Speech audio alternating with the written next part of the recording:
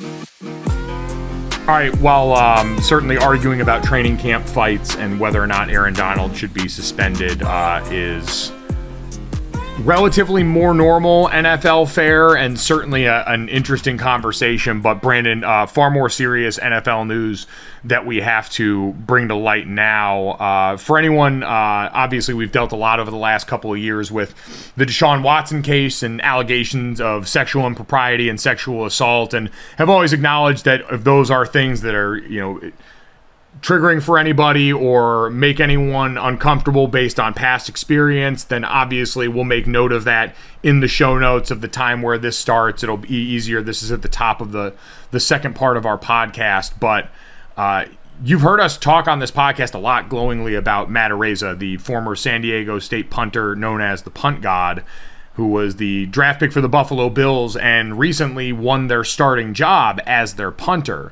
Yesterday, the Bills rookie was accused, along with two other current and former San Diego State football players, of gang raping a 17-year-old girl last year in a civil lawsuit filed on Thursday. The lawsuit involves allegations against the three current and former players, including Araiza, and states that Araiza, who was 22 at the time, was having sex with a then high school senior outside of an off-campus party before bringing her inside a room where she was repeatedly raped, according to the Los Angeles Times. The lawsuit states that the minor went in and out of consciousness but remembers moments as the men took turns assaulting her, according to the Times. You can read the piece in the Los Angeles Times. There are some very graphic details in this case and what we already know publicly. Now, Matt Araiza's lawyer, Kerry Armstrong, called the accusations false and told the Times investigator that he spoke with two witnesses from the party who contradicted what was stated in the lawsuit. But this, going back to when it was reported, the day after the party, the teen reported the rape to the San Diego police, who opened an investigation. Now, no arrests had been made, and prior to this, the suspects had not been publicly identified, but detectives recently submitted their findings to the DA's office to determine whether charges should be filed. According to the Times, the attorney who filed the lawsuit said this was a horrific crime, the kind of which happens all too often. What makes the crimes different is not only that they were committed by self-entitled athletes, just as awful as the crimes, for months, multiple organizations, San Diego State, the San Diego Police Department, and the San Diego DA, and now the Buffalo Bills, have acted the part of enablers, looking the other way in denial that my client deserves justice even if the defendants are prized athletes. The Bills came out with their statement and said that we were recently made aware of a civil complaint involving Matt from October 2021. Due to the serious nature of the complaint, we conducted a thorough examination of this matter. As this is an ongoing civil case legal, we will have no other comment at this point. Now, Brandon, they mentioned San Diego State. The lawsuit comes, they are facing criticism after the Times investigation found that the university decided not to alert the campus community about the alleged gang rape and waited more than 7 months to launch its own investigation. And I think coming off of this with what we have been made aware of now, that's what's going to be called into question, is what everyone knew when. And certainly San Diego State and the San Diego Police Department are not going to be immune to that, but also the Buffalo Bills, who just made the decision in this last week to cut the punter that Matt Araiza had been competing with in camp and essentially hand him the job. Did they know about this in the process leading up? Had they, like many other NFL teams claim to do, gone and done enough research and in their mind decided that they either had enough to absolutely know that what they heard happen here was not true, or that it was worth the risk for them? I'm not sure what that is from Buffalo's side, but as we talked about a lot in the case with Deshaun Watson and the Cleveland Browns, Brandon, the one thing that and the position that we're in with the NFL, their franchises, and instances of domestic or sexual violence is there is no benefit of the doubt afforded to these teams. And we need to ask, and there should be hard questions asked of the Buffalo Bills about what they knew when and why Matt Araiza is still employed by this team based on what we've heard. And I'm No, we did so many of these conversations with the cases surrounding Deshaun Watson. Here, we're still waiting to find out if there will be criminal charges pressed.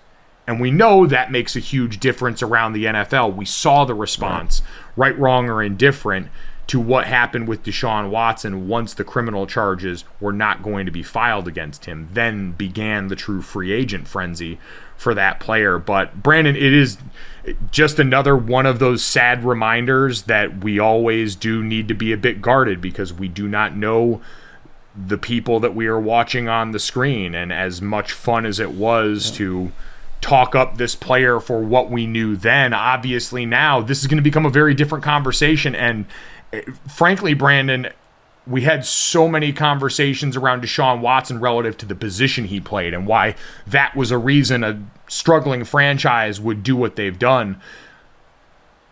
We can argue about what the right thing is to do here, and there's a very, very valid argument for cutting Matt Araiza now based on the details that are already a part of this, but people will say that this is a civil case, that this has to be something we wait out and see. The commissioner's exempt list was something that immediately came to mind for me, but also for Buffalo. The notion that you'd be able to risk this much of your reputation without absolute certainty of interest in the name of a punter is another part of this that is either the height of hubris or, again, maybe they truly know something that we don't in this situation, but it is shocking that they wouldn't do the easy PR thing. I'm not even saying giving them credit, like we've talked about before, for doing the good thing or the right thing here, but doing the easy PR thing and cutting a punter when you had another one he was competing with during camp. It's, again, a reason why there should be a lot of questions. But again, I encourage everyone, go read the Los Angeles Times article about this. You will read, and come ready, there are graphic details about what was described and what is accused in this situation. And so we will keep you up to date on more with this, Brandon. We are just learning a lot of this now, at least on our end, but it is a very tragic thing. Your thoughts go with the alleged victim and what this process is, because as we've learned over time, these are not always crimes where the legal system always does right by the victims. Right. So it's just a hard thing to try and wrap your arms around. I mean, and obviously the NFL and the teams don't often do what's right in a justice standpoint to the alleged accusers. And as much as I want to,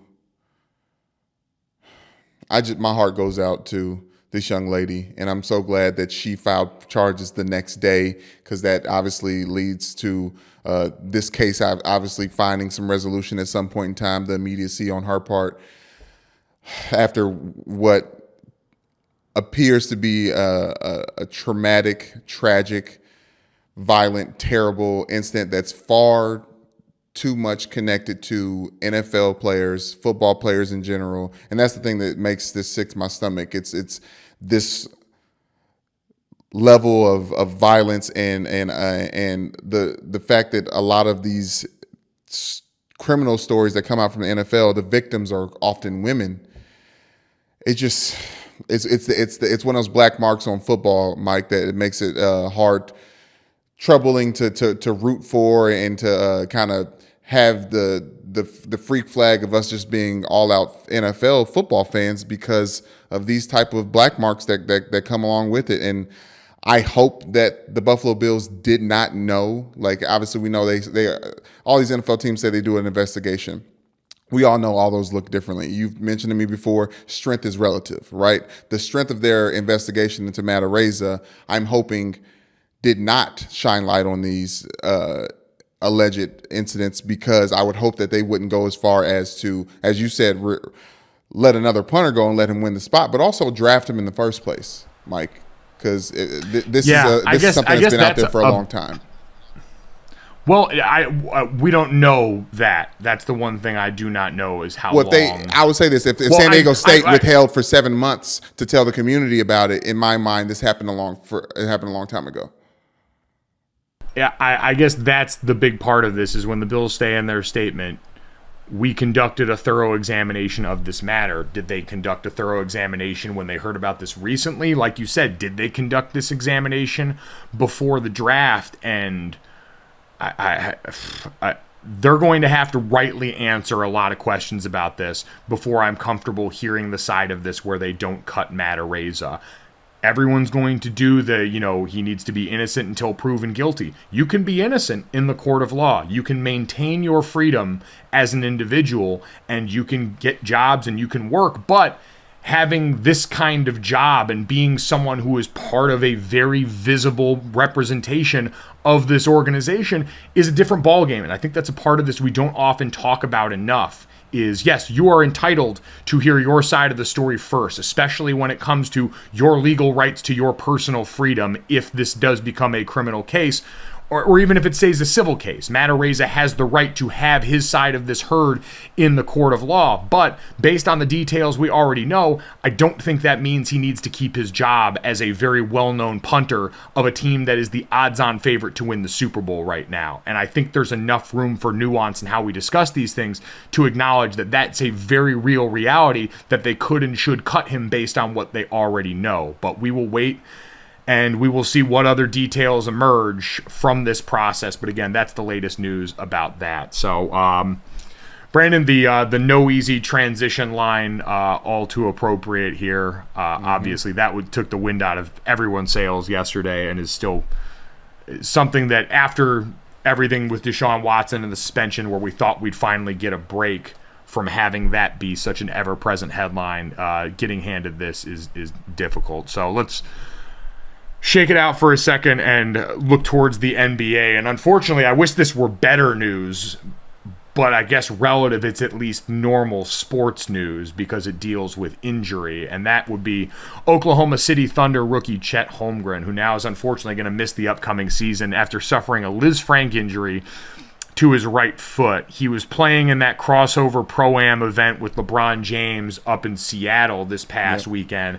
And on a play where he was defending LeBron James in the under the basket, you saw him come up lame and kind of hop off the court there. And so, Brandon, hugely disappointing. Chet Holmgren was someone everyone was really excited to see, this 7-foot unicorn who, you never want to go with like a comp like this, but at least physical skill set wise was something the closest to Kevin Durant we've seen come up in quite some time, where you've got a guy who's a gifted ball handler and a smooth shooter from beyond the arc. And for Oklahoma City, which is a franchise that has seen a lot of stars come and go and leave its doors, to have someone come to you like this in the draft is all you can really hope for. You're not often going to get to like free agent Paul George this thing or work a trade that makes it happen. And so disappointing for a young team where Sam Presti had been stockpiling draft picks and was starting to amass some talent that might again help them be relevant. But Brandon, the other question that started coming up with all this, because obviously that's just a bummer for them, but a lot of people looking at these Pro-Ams now and wondering, is this going to be the end of us seeing high-profile NBA players going out and playing these events when you've got a guy who was a young Rookie of the Year contender now not going to be able to play because he was out here at a gym where we've heard all the stuff about they had to stop playing there because it was so overcrowded and packed and humid that the court was starting to get liquid on top of it and they couldn't keep it dry fast enough, and ended up being circumstances that they deemed unfit for these guys to play on. This injury was a little more of a freak accident, Brandon, than I think anything associated with that.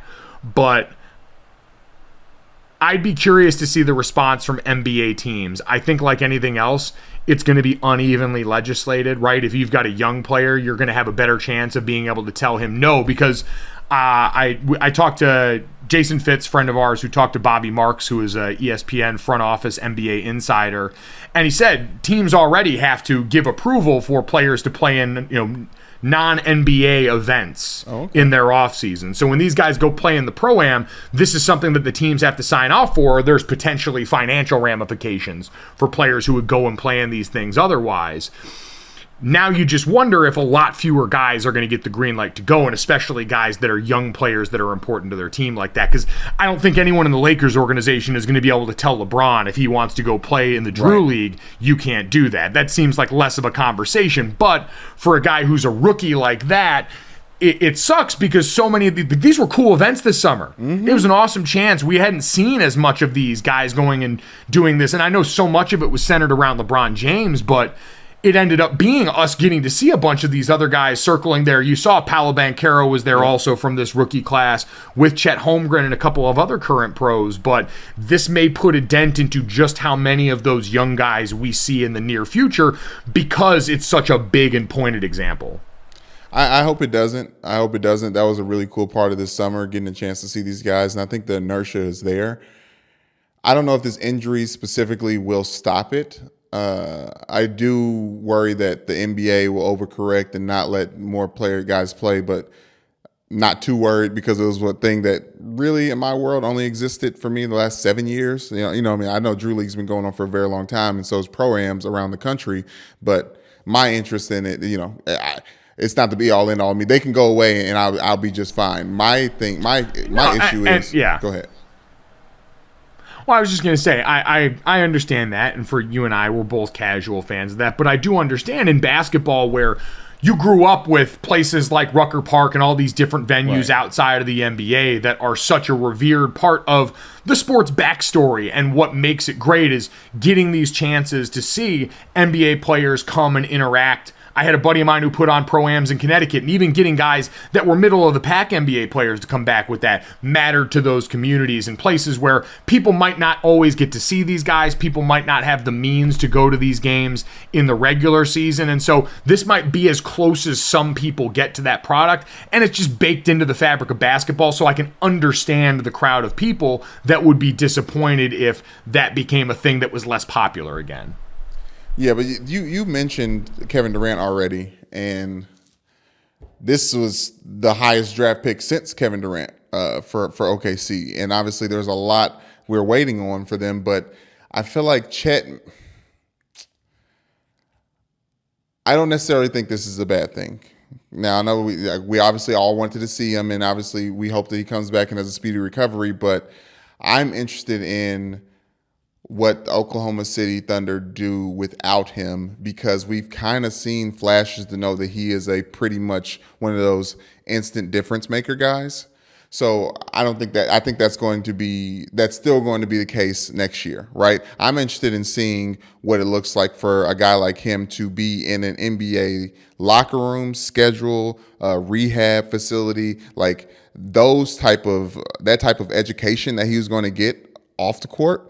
I'm interested in seeing what type of bad boy he could be at the end of this, right? Because he was such a small frame on such a big body in my world, in my mind. I was thinking this may be a guy that might get injured pretty early on when you get to the physical rough and tough of the NBA. Obviously, he's shown how big and how much he can compete with these guys. But sometimes you can look at the silver lining of this and think that this guy may have a bigger ceiling based on the fact that he's taking a back seat for this initial rookie season. So he joins a list of other top 5 picks to miss their first season. Ben Simmons missed year 1 with a fractured foot. Joel Embiid, fractured foot. Greg Oden, fractured knee. And Blake Griffin, injured kneecap. So it's not unprecedented, Brandon. You're right, especially with guys that are bigger guys. All those guys we listed there are guys that are, 6'10 plus or in that range. So we know there's a different stress on the body. I guess the other thing with this too, and I heard Jalen Rose make this point on Jalen and Jacoby, is if you think about pushing back hard against these pro-ams, his point was well received that we hear all the time when guys sign big contracts that there's, motorcycle clauses in there or an agreement that you won't do things like go downhill skiing or things that'll put you in danger that aren't germane to your sport, that you'd be doing away from that. This is playing basketball. Right. This is playing basketball in the way that you've got to in the offseason to improve on your craft. And we can say all the things about the place there. He was playing against LeBron James and other pros. Yeah. Like, this is better than him going and hooping in another location where there might be guys that are comparatively lesser skilled. Because the one thing, I always remember, this line early in training camp when there's, guys like me who are future podcast hosts and not future NFL players out there, it was the joke was, don't trip the athletes.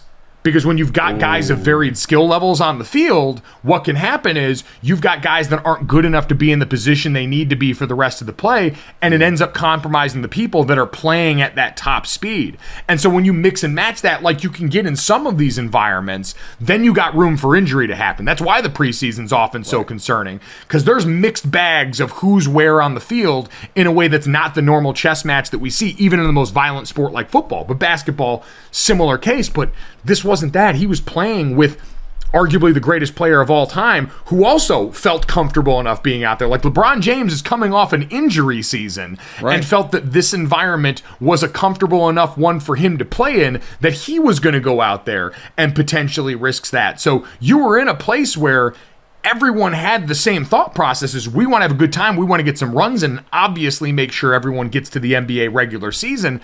Right. So I don't know how much we want to overreact to that, even if it sucks as the end result.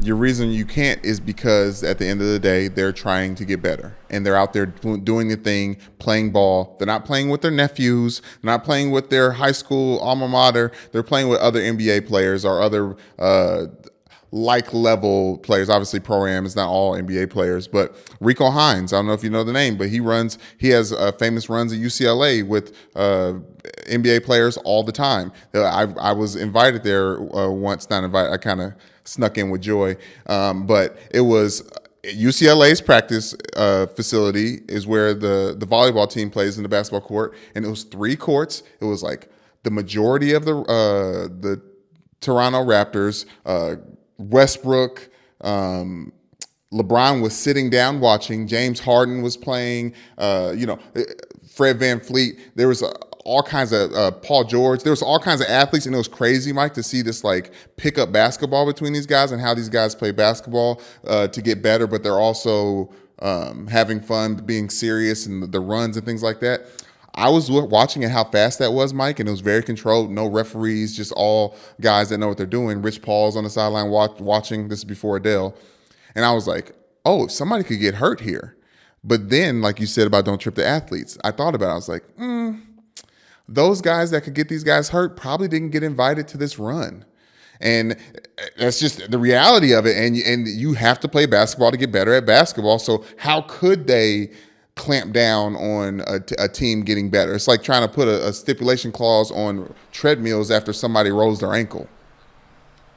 Yeah, and that's why I really don't imagine we'll see a huge reaction to this on that front. I think you might see some teams be a little bit more conservative, especially like you think of a team like OKC who is trying to get themselves back to relevancy in what they once enjoyed. Maybe then, like you said, it'd be specific. You can do this to rookies and high-profile guys and say before they know better or before they have that superstar control that's relative to a lot of guys in the NBA, hey, man, we really just want you to, stick to runs in even more controlled environments in places that are going to have air conditioning. We don't have to worry about all of that other stuff. Even if it wasn't the culprit here, we just know how so many of these teams operate. They're trying to protect an investment, and a lot of times that causes you to overreact. I hope it's not the case, because it really is cool. And I'm sure it's awesome for Chet Holmgren and them to get some runs at this outside of just, playing in the summer league. Like, he's getting to go against the guys that he's expected to do battle with that are the big boys on these other teams. And so we'll wait and see what happens. But again, sucks for Chet Holmgren. That is the baseline beginning part of this, is that what happened for Chet, awful. We hope he gets better very, very soon, and would certainly can't wait to see him back on the court in an actual NBA game, because I know one thing. Chet Holmgren will not be playing in a Pro-Am before next season. I'm pretty comfortably booking that we won't have to worry about seeing him in any of those settings next weekend. But Brandon, you know what we will see on this podcast yet again? What's that, Michael? It's our friends at Knock Around Sunglasses. Not my most artful transition. I was coming off an injury, so I didn't want to say anything too kitschy, but this is kind of a way to get us to the fun finish of the podcast. Knock Around Sunglasses. They are polarized sunglasses that cost right around $30 a pair. I have them. Brandon's got his on his way. He is excited to look good and feel even better. They're great protection against the sun. They look good because You can style them in all sorts of colors. We know Brandon is really into purple between the Lakers and Ravens, so we'll see if that works its way into the palette. You can customize them all. The front, the arms, the lenses, the logo color. There's over 1 billion possible combinations in the Knockaround Custom Shop. They're perfect for going for a run. Runner's World Magazine named them as a 2021 Editor's Choice. They're lightweight with great clarity, and they have a rubber nose, so there's no slip, slide, or bounce. Knockaround sunglasses are high-quality, polarized sunglasses at a truly affordable price. And right now, our listeners can get 20% off. Just go to knockaround.com and enter the code GOJO at checkout for 20% off. Again, that's promo code GOJO at checkout. Get you 20% off the already very affordable sunglasses. That is a great deal. But Brandon, you know what else is a great deal? What's that? It's me getting to ask this question and find out your answer. Do you know what time it is, Brandon? Whew. Lord Jesus. I'm too hot, hot damn. Call the police and the fireman. I'm too hot, hot damn. Make a dragon wanna retire, man. I'm too hot, hot damn. Sweating. Say my name, I know who I am. I'm too hot, god damn. And my band's about that money. Break it down. This, that, and the third. Woo! This, that, and the third. Woo! This, that, and the third. Woo! Cause Gojo gon' give it to you. Cause Gojo show gon' give it to you. Cause Gojo show gon' give it to you. Saturday night we in the spot. This, that, and the third. Come on. It's all deadly. This, that, and the I'm never third. sure what... I get railroaded by the Brandon Newman heart out every time lately. Want dynamic? This man is a chameleon. Michelle told me, she was like, you always go one longer than than it should be and that we think. It's like, you're welcome.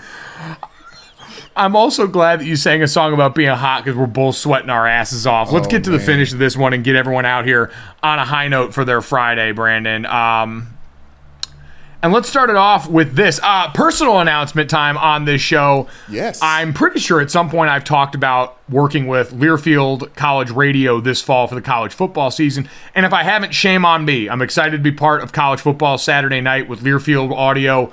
All this fall, we're going to be on the road, myself and play-by-play announcer Sloan Martin, who you guys have maybe heard as the voice of the Minnesota Lynx, as well as working over at the Big Ten, calling all variety of sports there at the Big Ten Network. But excited to get on the road with Sloan and the fine folks over at Learfield this fall for some of the best Saturday night matchups in college football. And we're going to start it off. We got the first 3 weeks of the season. And so this is just my humble request to anyone who's listening to this or anyone who hears the sound of this. If I'm coming to your city, if I'm coming to your school, please download, subscribe, rate, and review Gojo wherever you get your podcast and leave us a 5-star rating and a review. Or follow us on Twitter at Gojo Show. And tweet me any recommendations, man, where I need to eat, where I need to drink, what I need to do when I'm in that city. Because I want to make sure I'm getting the full experience. Because that's one of my favorite parts, Brandon, of calling college games is I get to go to a lot of stadiums that I didn't get to play at, that we didn't get to play at while we were in college, that I haven't gotten to see and experience in that way. And so getting to go and live all these is cool. And we got the first 3 weeks of the schedule up and out there already. Week 1, going to be down in Gainesville at the Swamp as Utah comes into town for that matchup on week 1 of college football season. I'm excited. I haven't been down to the Swamp since I took an unofficial there in like 2007. Whoa. So I'm excited to see what's changed and what hasn't. Week 2, ASU on the road in Stillwater for Oklahoma State, the team that we saw most recently play Notre Dame in the Fiesta Bowl. And then week 3, Michigan State at Washington. And Brandon, that's another one. Washington, Notre Dame played Washington our freshman year when I was redshirting. And so didn't travel to that game, didn't get to see it, heard it's a beautiful campus. So pumped for all that. Please, anyone, if you got recs, I want all of them. I want to know what to do if I'm coming to a place that means something to you. Mike, I got to throw you off real quick. When's the last time you called a game? Last time I called a game was the Duke's Mayo Bowl. Michael, I didn't know it had been that long. All right, okay. What are you most? I know you're excited to get into the campus thing. What are you most excited about the actual job that you're getting paid to do? What are you excited about when you get in the booth, watching the game, talking your shit? I mean, being in stadiums again, because 2020, when we had to do remote broadcasts, I was doing them from a digital studio in Bristol, and it just doesn't hit the same. It was fun. Those were Thursday nights with me and Matt Barry, and they were fun, but there's nothing like the energy of a live game. Calling games is the closest feeling I get to when we were getting ready to play a game.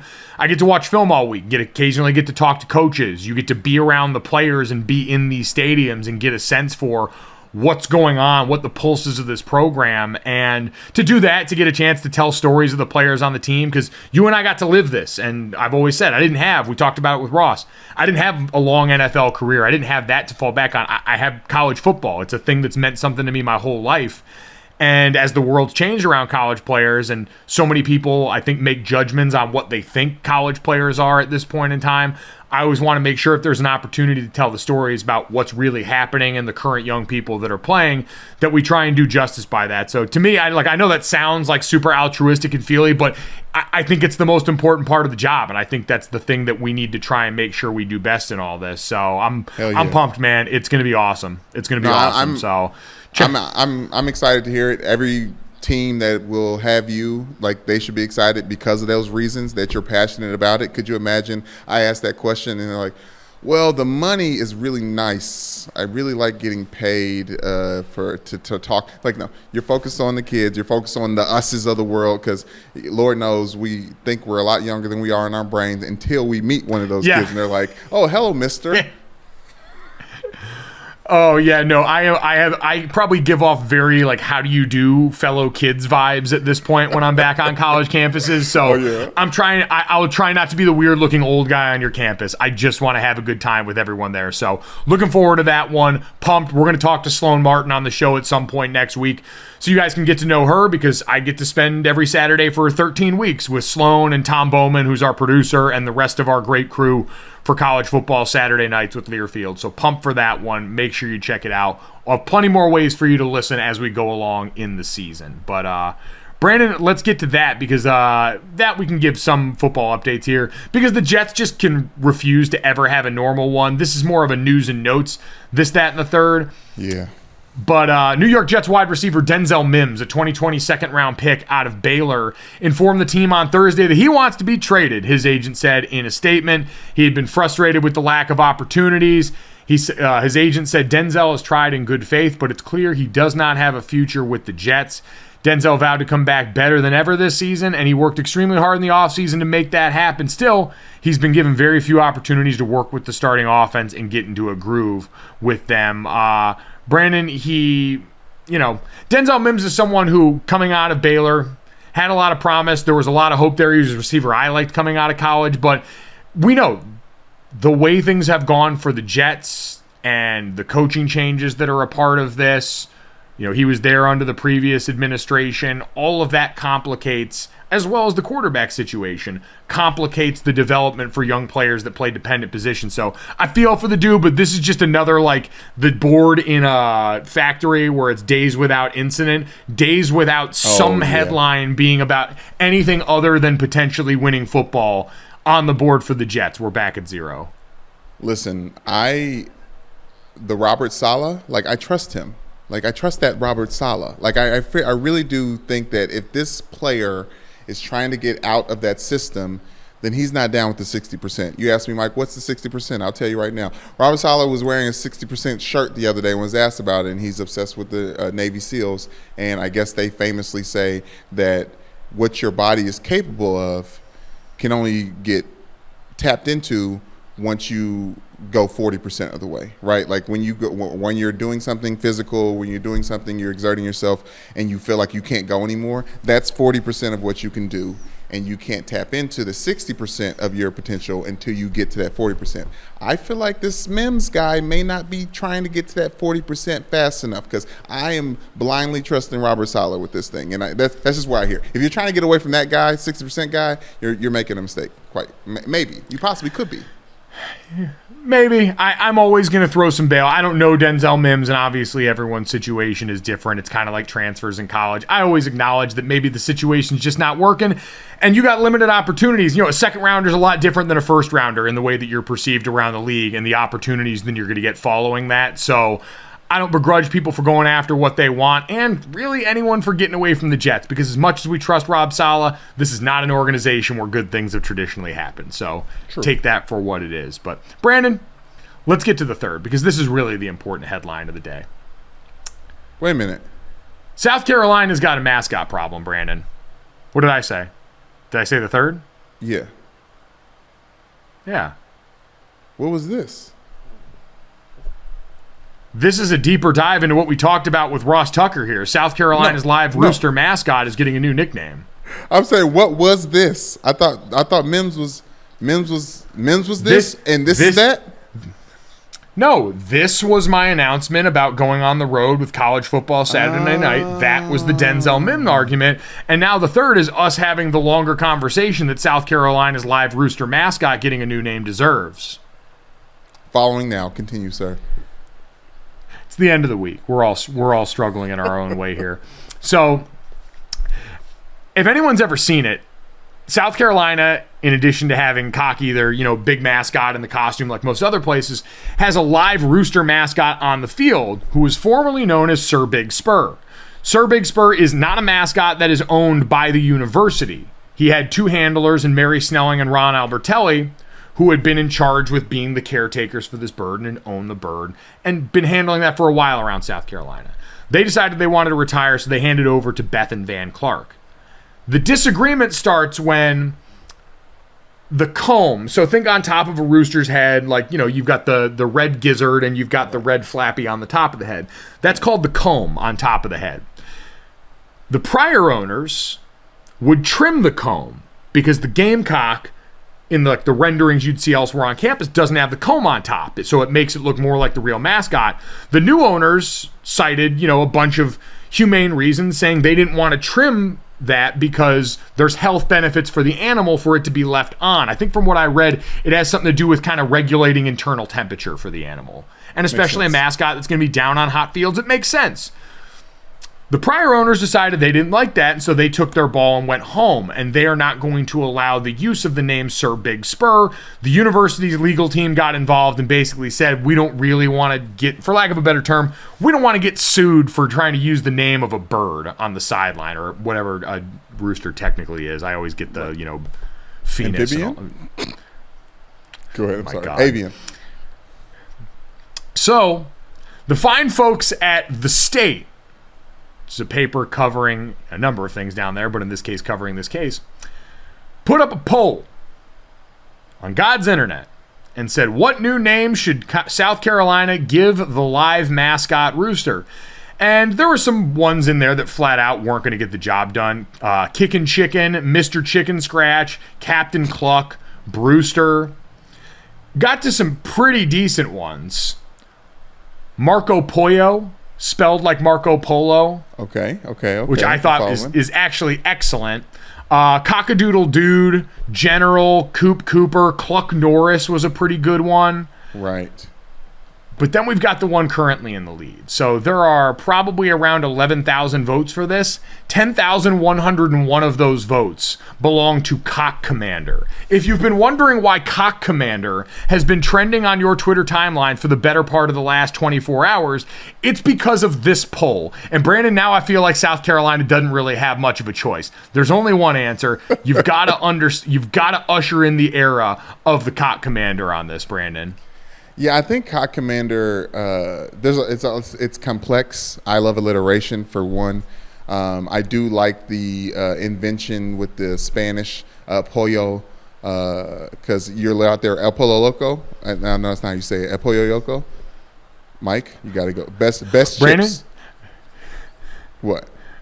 Brandon, I think I can help you out with that problem you had. What? Because I realized we also forgot to do this earlier in the show. Brandon, you're struggling with your Spanish. I have someone who might be able to help you, if you don't mind. Ooh. Our friends at Babbel, one of our proud sponsors on this podcast, and we thank them for their support. We want you to support the people that support us. And if you're like Brandon, and if you struggle with the pronunciation of El Pollo Loco, then you might want to dip over to Babbel here. Maybe you're getting ready for a trip. Maybe you just want to pronounce things better in your daily life. Babbel's the language learning app that sold more than 10 million subscriptions. Thanks to their addictively fun and bite-sized language lessons, you're going to have a lot easier time doing this. You only need 10 minutes to complete a lesson. So you can actually go out here and in as little as 3 weeks, start having real life conversations in a new language. Other apps are going to use AI for their lesson plans. We talked about some of the dangers of AI in different aspects of life earlier this week. Babbel lessons are created by over 150 real language experts. You can learn from 14 different languages, including Spanish, French, Italian, and German. Plus, their speech recognition technology is going to help you improve your pronunciation and your accent. So again, El Pollo Loco is just going to roll off the tongue for you after a while. Right now, big time savings. You can save up to 60% off on your subscription when you go to Babbel.com. That's Babbel.com/Gojo. Again, Babbel.com/Gojo is going to get you up to 60% off your subscription. Babbel is language for life.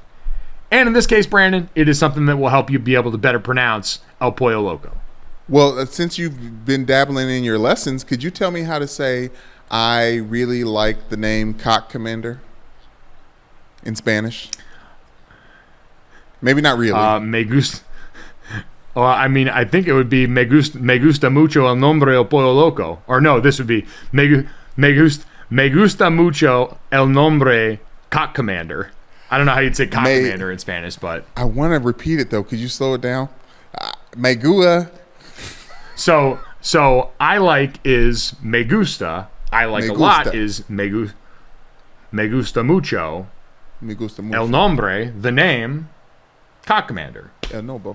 Me gusta. El nombre. El nombre. Me gusta el nombre. Me gusta el nombre. Cock Commander. Muy bueno. Muy bon. Sí. El Cock Commander. Grande Cock Commander. As always, we appreciate everyone who makes it this far in the podcast. Download, subscribe, rate, and review Gojo wherever you get your podcast. Leave us a 5-star rating. Go ahead and check out Babbel with our promo code so that you don't have to sound like Brandon speaking a different language in public. Thank you guys as always. Enjoy week 0 of college football. When we come back next week, we do this thing for real. It'll be week 1 of college football. We'll be getting ready for the NFL in the upcoming weeks as well. We are back, baby. Have a great weekend. We'll talk to you Monday. Adios.